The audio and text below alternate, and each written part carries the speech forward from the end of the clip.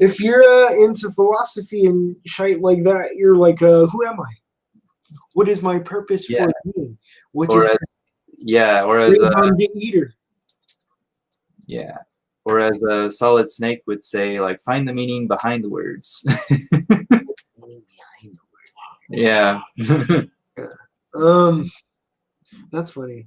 Oh, Yeah. Metal Gear Solid. Yeah, sorry, playing too much Metal Gear. That's funny. Like Yeah. Metal Gear will mess with your head, dude. Yeah, but yeah, we're gonna finish the discourses today. Yeah, so let's spotlight that bad boy. Boom.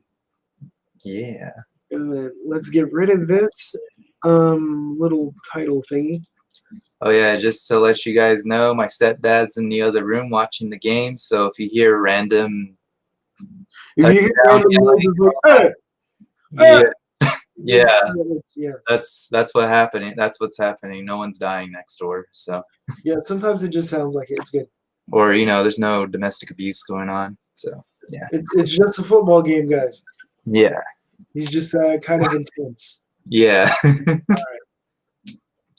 All right. Should I start? Man, I'll read this long one. It don't matter. Look, my friend, you will have a will that is by nature unimpeded and unconstrained. I will prove it to you. First, in the area of assent. Can anyone prevent you from assenting to a truth? It's funny, we just read this recently. Yeah. No one can. Can anyone compel you to accept a falsehood? No one can. Do you see that in this area you have a will that is unimpeded, unconstrained, unhindered? Come now. Is it different in the area of desire and motivation? What can overcome a motivation except another motivation? What can overcome a desire or an aversion except another desire or aversion? Yet, if someone threatens me with a fear of death, they do compel me. I wish they would have made it clear that another person was speaking. My bad. Yeah. What compels you is not the threat, but your decision that it is better to do something else rather than die. Once again, this is very samurai ideal, by the way. Yeah, yeah. Once again, then, it is your judgment that compelled you. In other words, will compelled will. For if the gods, in taking from themselves their own special part, which they have given us, had constructed it to be impeded or constrained by caring for us as by something else. See this? I skip lines. They would no longer be gods or be caring for us as they should. If you so will it, you are free. If you so will it, you will blame no one. Oh, you hear him? Accuse no one, and everything will be in accord with both your own judgment and with the gods. And I did that on purpose because Epictetus does that regularly. Yeah, he does. God, like at that point, it's all the same. Yeah, for him it really did not matter.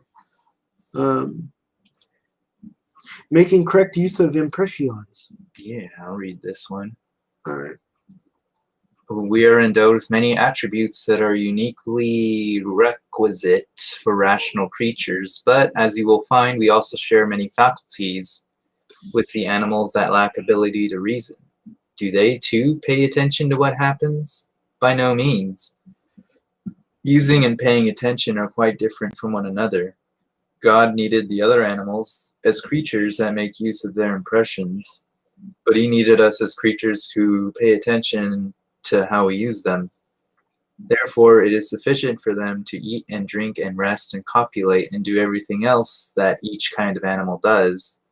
For us, on the other hand, to whom God has also given the power of paying attention, these animal activities are no longer sufficient, but unless we act appropriately and methodically, and in harmony with our individual nature and constitution, we shall no longer attain our own ends. Beings that have different constitutions also have different functions and ends. In those whose constitution is designed for use alone, use of that constitution is quite sufficient. But those who have the additional power of paying attention will never attain their ends unless they exercise this faculty properly. What then is the consequence? God constituted each of the other animals either to be eaten or to serve in farming or to produce cheese or for some other comparable use. To perform these functions, what need do they have of the power to pay attention to impressions and to discriminate between them? But God introduced human beings to be students of himself and his works, and not merely students, but also interpreters of these things. It is wrong, therefore, for us to begin and end where the non-rational animals do. We should rather begin where they do, but end where nature has ended in our case. Nature ended at studying and paying attention to things in a way of life in harmony. Oh, there we go. All right. Life in harmony with itself, because you cut out for a second. See to it then that you do not die without having studied these things. Yeah, so if you can replace the word God with things like the cosmos or the logos, it can echo what the late astronomer Carl Sagan would say about the universe trying to know itself. Yeah, we are away from the universe. Yeah. Oh yeah, I forgot. Yeah, that's what I was thinking about when I was reading this. Yeah, dude, very much so. And this goes back to the ancient Greek idea that the cosmos was ordered somehow. Yeah. And so they surmised that it must have been some sort of intelligence. Mm-hmm. But people didn't necessarily think that it meant that it was a being, like, you know, the way we think of a being. Right. That was something that we read on to the Greeks because of later developments in Christianity. Yeah. Oh, yeah. That's hella funny. Oh, yeah. Huh? Freedom and human nature. All the other creatures have been left without the ability to pay attention to the world's divine government. Rational animals, however, have resources for reasoning about all things and to conclude that they themselves are a part of the world, a part of the particular kind, and also that it is right for the parts to give way to the whole. Furthermore, since it is their nature to be noble, high-minded, and free, that they see that they are positioned in a world where some things are unimpeded and up to them, while other things are liable to impediment and up to others. The first kind belong to the sphere of will, while those that are outside it are liable to impediment. Liable to impediment. Good. I thought I was repeating myself. It's just Epictetus. Okay. Yeah. Accordingly, if rational animals restrict their own good and interest to the former kind, these things are unimpeded and unimpeded in interest to the former alone. Hold on. They are unimpeded and up to themselves. Wait, hold on. Unimpeded and up to themselves, they will be free, contented, happy, unharmed, high-minded, reverent, oh my God, grateful to God for all things, never finding fault with anything that has happened or blaming anyone. If, on the other hand, they identify their good and interest with the things that are external and outside the sphere of will, they have the authority, they are bound to be impeded and frustrated, subservient to those who have authority over the things that they have admired and feared. They are also bound to be utterly irreverent, since they think that God has a grudge against them and they are bound to lack self-respect and generosity. No, you skipped another line. Um, I mean, hold on. They are bound to think that God has a grudge against them, and to be fair, unfair. to be unfair, since they always grab more for themselves, and they are bound to lack self-respect and generosity. Although it made sense even without that. That was weird. But, yeah. If you understand these truths, what is to stop you from living in a free and easy way, calmly accepting everything that can happen, and putting up with what has already taken place? Do you want me to be poor? Bring it on. I remember reading this recently. Yeah. And you will learn what poverty is when a good actor plays the part. Do you want me to hold office? Bring it on. And I made a bunch of jokes during this one. Yeah. Do you want me to leave office? Bring that on too. Do you want me to endure pains? Bring that on as well. And exile?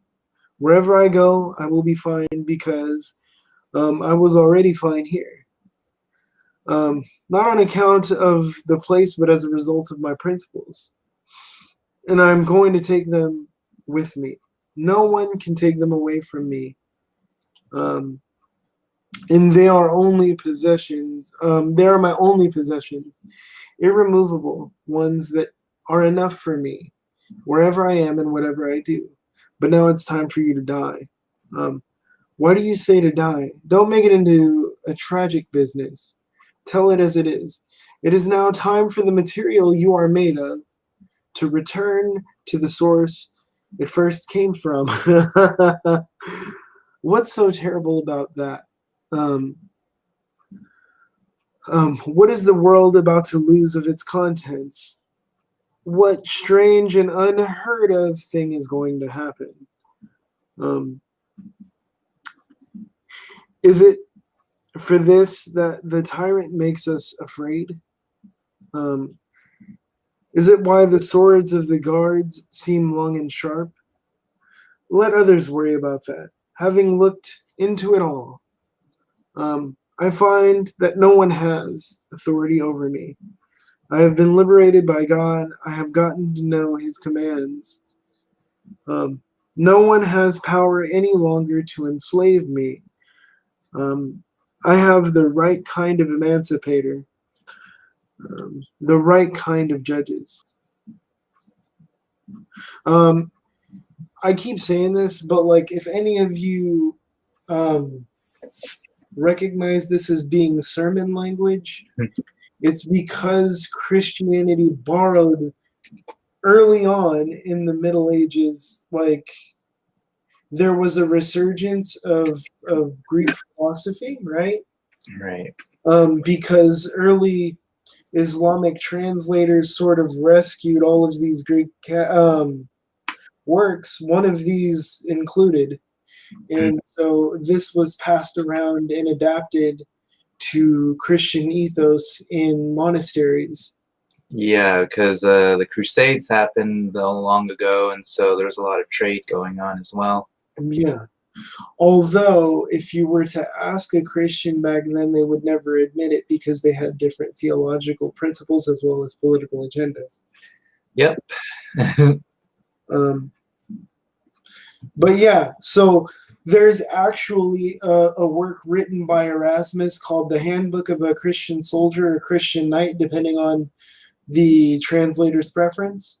Right. That is basically the Enchiridion, which uses sections from this. So if you remember this from earlier streams, you're not wrong. And selections from the Discourse with Christianized Commentary. Yeah. On what it meant to be a good Christian man, because, you know, chauvinism back in the day. Yep.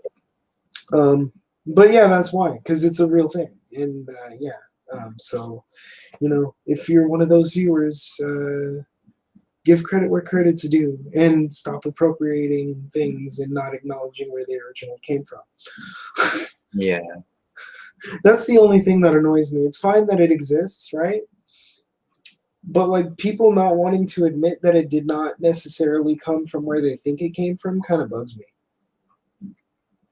Right. That's just a personal thing I have, though. Um, anything you want to say about this passage?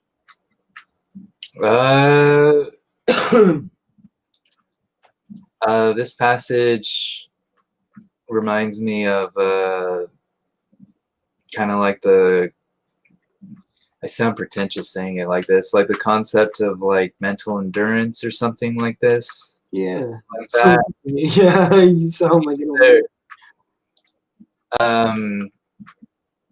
There are people you and I both know, like for example, Donald Robertson, where he's a psychotherapist who's like, makes the connections between what the Stoics thought about in modern CBT. Yeah, in modern CBT and all that. I think the notion that you can survive anything if you just change your perspective, I think I don't think it's as appreciated by people today as it was back then. I mean, I'm not denying there were probably, because things don't really change, just the outside of it throughout history. Right, it's just the facade is your word. Yeah, that changes, but human nature really doesn't. Yeah. But I mean, like, a lot of, like, for example, people I used to talk to when I was working at a grocery store, a lot of them had all these external fears and desires. For example, like, they've been with a company for so long, so they're kind of obsessed with things like retirement, medical, and all that, which is fine. Like, I'm not saying that that's not important, because, well, look at our medical in this country. But like, they're all good things, but those things can easily be taken away from you. Like, you could get fired for whatever reason. It happened to me. Exactly. So, like, exactly, I think a passage like this is really helpful for when stuff like that just happens to you, like things outside of your control, because that fear can be very disabling. And I've talked to a lot of people who, like, they lost their job and they go through a sort of existential crisis. Yeah, like a lot of them get through it, like through like support, like a good support structure, like, helpful friends and family and all that. But there's some people who, like, it just get kind of stuck. Yeah. It's funny you should say that, because like one of the things, so before I say this, I'm going to preface this with, by no means am I saying that I'm great at this. Yeah. Me neither. But what I notice a lot of people who get into this do with Stoicism mentally is that they start thinking that Stoicism is about acceptance, right? Yeah. But what we're seeing in the last couple passages is that Epictetus isn't just talking about acceptance. He's talking about learning to look at your circumstance and be like, oh, this is awesome. This is something I can learn from. Yeah. It's very different than being like, oh, well, like, I guess this is what's happening. It is what it is, which is very common in the Stoic communities that I Yeah, it's not about resigning yourself. Nah. Yeah. And if this is my lot in life, I'm going to take this and do the very best I can with it. And the hard part about that is he takes it a step further and says, I'm going to learn to love that. Yeah. And that is difficult. That is extremely hard, and it's something I utterly suck at. Yeah. But now I actually understand that Stoicism isn't about, like, just resigned acceptance. It's like literally looking at a certain situation in your life and attempting to bring all of your tools to it and learn from it. Yeah. Like it's there to teach you a thing. And dude, I hear a lot of modern counter arguments against that, and I'll just say that I don't agree with any of them. Yeah. Like 0%, because usually it's just like, I want to justify that things are like, I want to say that things are difficult so that like I can mentally excuse the way that I've approached the situation or behaved in it, um or excuse my lack of action. Yeah. um, I don't know, dude, it doesn't work for me to do that. I've not really been that kind of person. But it's pretty common now. So like if somebody wants to like, come at me with that, just know that that's where I stand. Yeah. Is that it? No, there's the last one, freedom and dignity. Oh wait. It's because I it was didn't, already. I didn't actually read it. Yeah, it's because we were on it and my brain was like, oh, we went through the whole thing. That was my brain's fault. Yeah, but this one's pretty short anyway. Yeah. All right. Study the powers that you have, and then say, "Bring on now, O Zeus, whatever circumstance you like, for I have the equipment and resources bestowed on me by yourself to distinguish myself by means of the things that come to pass." No, you sit trembling for fear of what may happen, weeping, wailing, and groaning over what actually is happening, and then you put the blame on the gods, for the feebleness that you display amounts to nothing short of impiety. Yet God has not only given us these things as the means for us to bear everything that happens without being humiliated and crushed by them, He has also, like a good king and a true father, given them without impediment or constraint or hindrance. He has made them entirely up to us without reserving, even for Himself, any power to impede or hinder. Since you have these powers free and entirely your own, why don't you put them to use and take cognizance of what gifts you have received and from what donor you have received them, instead of sitting grief-stricken and groaning? Yeah. And this is just the Greek parts. Yeah. If anybody reads Coin Greek, good for you, but I don't. Man, so like what I said before, like I kind of want to temper that a little bit, because what I'm not saying is like, there's nuance to this, right? So Yeah. most of the time, like, because I remember people would tell me stupid shit. Like, I mean, I'm just gonna be me. People used to tell me stupid shit all the time. Like, it doesn't really matter what's happening; it's all in how you look at it. And I was like 6 years old, and people were like picking on me a lot because being gimpy and all that. And like, first of all, this advice was coming from people who clearly didn't know what I was going through, because they never asked, right? And like, they didn't flesh any of it out the way that Epictetus does. Mm-hmm. They just gave me like fortune cookie advice. Yeah. So what I want to say about this is like, I understand that hardship and along with it trauma, which is another form of hardship, but I think of it as being deeper than the general term, right? Right. That's all about relative perception. It's all about like what tools you have to deal with the situation, and sometimes you're just overwhelmed and you don't have the tools. Right. And so that's when hardship becomes traumatic, when you lack the ability to cope. But that doesn't mean you can't gain the ability, right?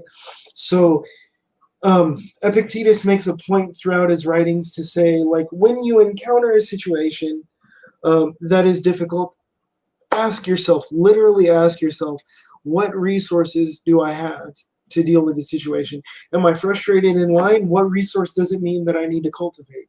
Patience, right?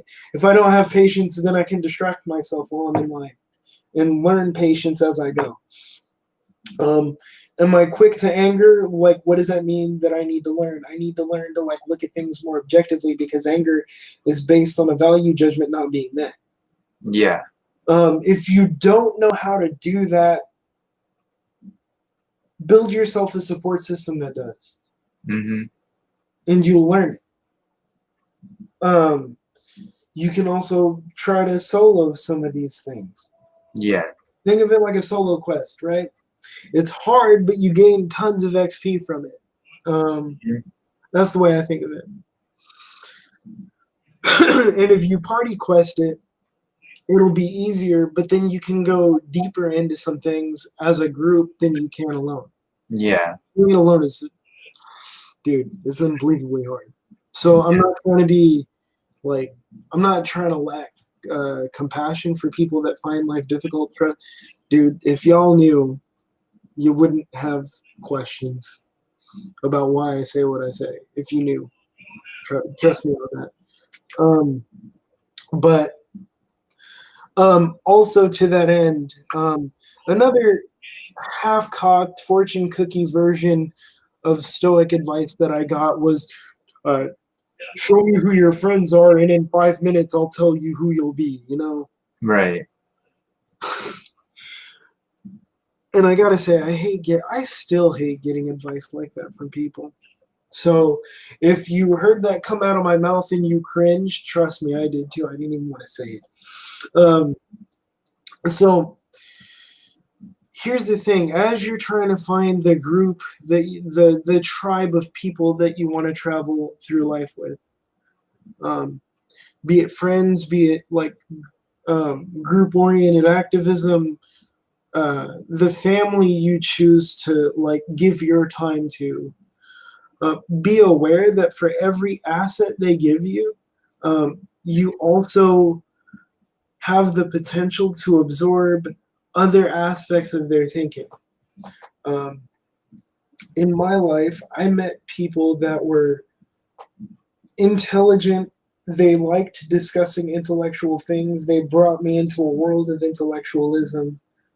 They were really compassionate.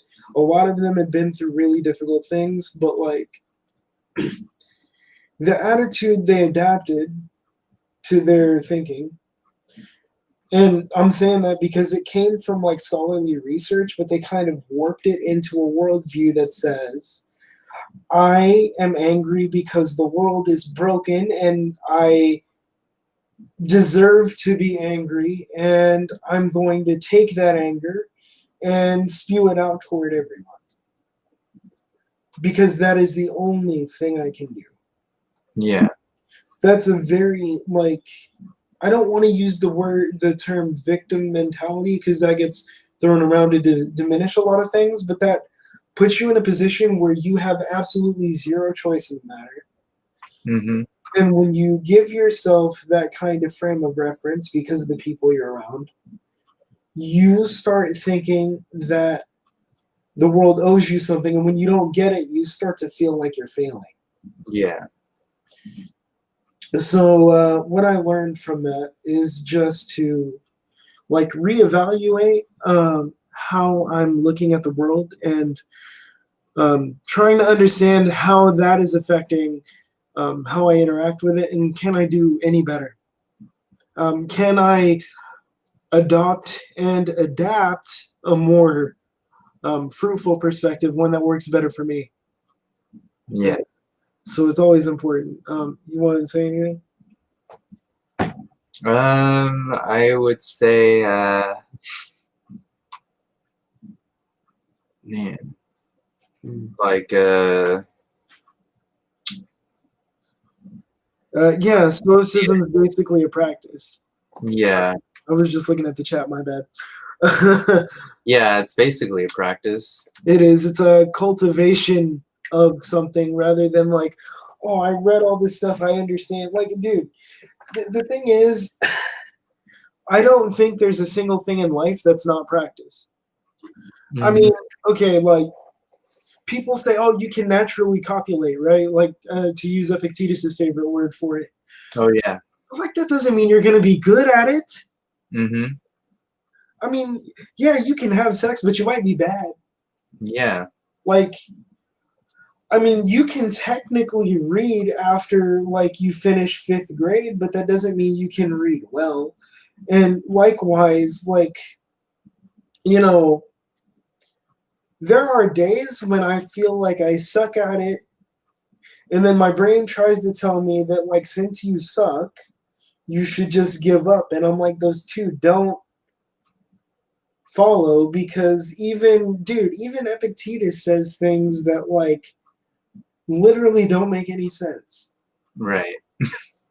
And like he contradicts himself a couple of times reading the discourses, and I'm like, even he wrestled with these ideas, and he was like, man, this is just how I feel about. Like you read some of this stuff, and it's just like this must have just been how he felt about this specific subject. Right. And because it kind of goes against what he lays down earlier, and like from that, I don't think like, oh, Epictetus is an idiot. I'm like, oh, he struggled also. Yep. And so it's okay for us to struggle when we're trying to better ourselves, no matter what way we choose to do that in. Yeah, struggle, disagree, apply different ideas, see how they work for you. I mean, it's just gonna happen. He makes a lot of mention to like, our individual nature. Bruce Lee always said you should look at a thing, take what works, and discard the rest. Yeah. And Yeah, I think Stoicism falls in line with a lot of those types of philosophies, or that mindset, I suppose. Yeah. I call it the forgotten Western technique. Yeah, it's like I really think of it as like westernized Buddhism in a lot of ways. Yeah. It just comes at it from a very analytical point of view rather than like, oh, sit and meditate and those things will eventually make sense. Yeah. I find that stuff interesting, like, I guess Stoicism's way of doing analysis, and then that Eastern way of, I guess, experiencing things. Like non-analytical experience. Analysis, because I want to say they lead to the same things. How do I put this? Like I have a coworker who he practices some form of Hinduism, but now he's getting into some type of Zen Buddhism. I think it's Rinzai. Soto all the way. Yeah. I was talking to him the other day about it, and the kind of person he is, like, he's a good person. It's just, it's like ADHD up to 11, almost like yours, but I think you know yourself so well that you can work around it. I'm not saying it's still not a problem, but yeah. So what do you mean by it's like ADHD up to 11? Well, it's like he word vomits a lot. Oh. Like sometimes, like if things are too quiet, he'll just start talking, just for the sake of talking. But yeah, he always makes references to like, oh yeah, like, God, I can't remember him, but I repeat it all the time in my head because like it's just so consistent every day. That's funny, dude. Yeah, but I mean stuff like oh, like, we're all in this together, or blah blah blah. I mean, it has a very positive effect on, like, let's say if we were thinking about it in terms of morale, but sometimes on an individual level, trying to talk to him, you just kind of have to cut in, as in cut him off, because he'll just keep going until he runs out of things to say, and then it goes through a buffer in his mind, and then he'll start saying more things. I know it sounds ridiculous, right? I mean, I'm not gonna lie, yes. Yeah, so sometimes I think maybe a little analysis could help with that.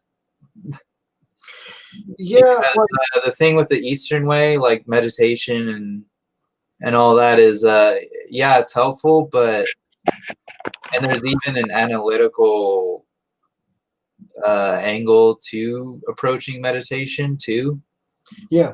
I just don't think it gets as much notice as like. Yeah, I mean, so like, I don't know if any of you know who Dr. K is, who watch my stream, because I'm like dumbass small. And he's like stupidly big after doing it for like 6 months because he's doing cool shit. But like he tends to be of the opinion that like there's a technique for everything because there's like I forgot how many techniques, like 317 or something like that. But I think he's right, but I think he's kind of off the mark. I don't think there's one technique for each specific situation, but only because I'm not Indian. Like I didn't grow up thinking that. I think the biggest difference in meditation techniques is into three basic categories: open focus, sustained single pointed focus, and analysis. Mm-hmm. I think those are the three key areas that meditation, depending on what you do with the time, can affect. Yeah. And Stoicism is all about like maintaining a constant, like a near constant awareness of your own thoughts, reactions, your habits, mentally and physically, and seeing whether or not they're actually functioning in accordance with your own freaking values. Yeah. Yeah. That's more like it's a combination of analysis and open focus. Yep. And then single pointed focus is like a repetition of something, or like in movies you'll see like dudes like stare at a candle. I did that for a long time. Yeah. It hurts your eyes. Yep. You kind of learn to, but I mean, each of these things, like they do different things to your brain. So if you practice a lot of single pointed focus type of techniques, you'll find that like it's easier to drown out things Yeah. in the background. Mm-hmm. And then if you're used to like open focus, you'll be able to like pick out details of things that you otherwise wouldn't have noticed. Yeah. What was the other one? Analysis? Yeah, I think so. I don't know, how would you describe that? It's like I don't know, like maybe meta-analysis would be a better word. Yeah, probably. Because like that to me, like in my personal experience with trying to like be a pseudo-Buddhist, Mm-hmm. is that you start to realize that like most of the things that cause you issues in life, not everything, because there's no blanket here. Right. But like most of the things that cause us the most trouble are things that like we add a story on top of. Like our thoughts are a story that we add to events. Yeah. And the better you are at being able to recognize that the narrative is happening, the better you can like disassociate from the narrative aspect of it or change the narrative entirely. Those are two different approaches.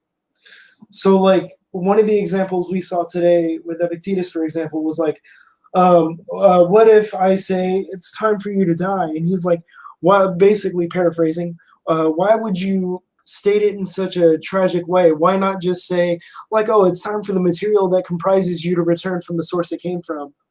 And then he's like, well, in that case, well, what has the world really lost? Right. And it's not in like a despairing, melancholic way, because that type of saying like, oh, like the world hasn't really lost anything. Yeah.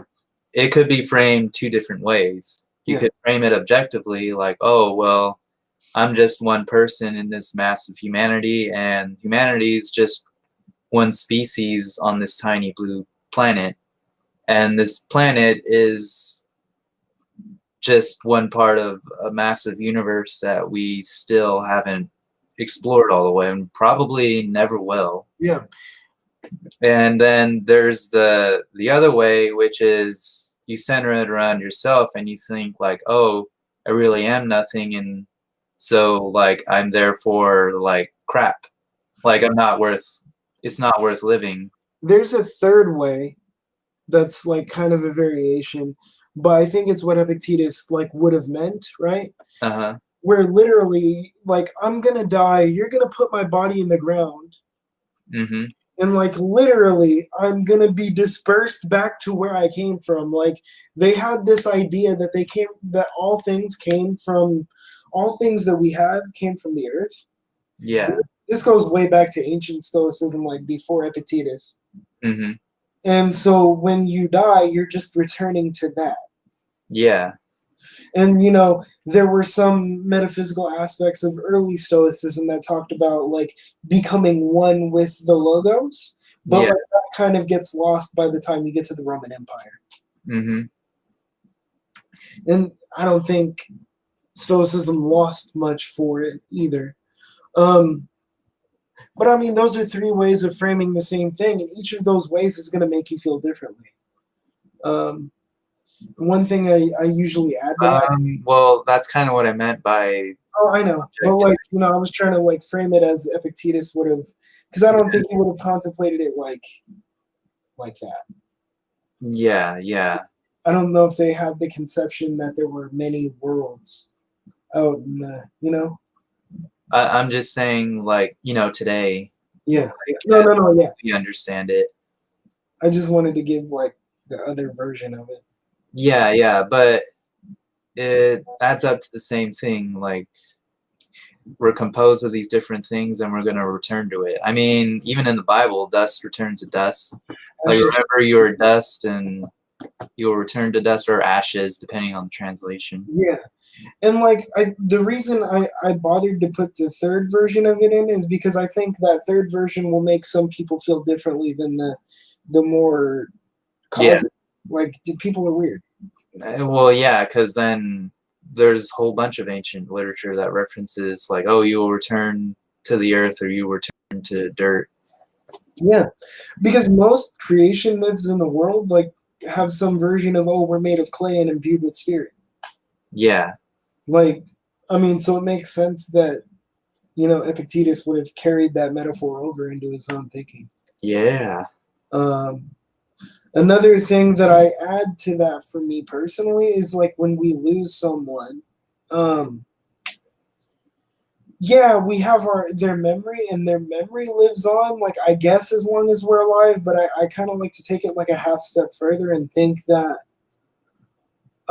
when we remember those people, I like to try to remember the ideals that they strove for and try to live in a way that honors those. Mm-hmm. And that's how they stay alive, more than just in my memory, but like I try and I fail miserably sometimes, but I try to like live in a way that would, if they were looking at me at the moment, they'd recognize that that's what I was doing. Yeah. And be happy that that was still being carried forward. Mm-hmm. So yeah, this concludes the whole How to Be Free book. I think you next week want to start reading the Meditations. Meditations, yeah. We've been picking at that. Yeah. Should be fun. Should be expansive for the mind and body. How many times have you read that book now? Like the whole thing? Well, only read the whole thing once. What? Like, I'll just look at, I'll just open it and read a random line. You've only read it once? Yeah, like straight through. Huh. But yeah, like I just like opening it to a random passage, and then I don't know, my mind's weird. That's just how it works. I think this will be my fourth time. Yeah. I mean, if you include Joe Simmons' class, and then I read it like 4 years ago, then I read it again a couple years ago. Yeah, and no, it'll be like my fourth time. Yeah. Yeah. Yeah. So that'll be next week. I hope to see y'all there again. It's usually around this time. It's either Saturday or Sunday. Yeah. It's hard to say which because your schedule kind of flips sometimes. Yeah. So either way, it'll be next weekend around the same time. Mm-hmm. So I hope to see y'all then. Yeah, see you then. All right, dudes. All right. Bye. See ya.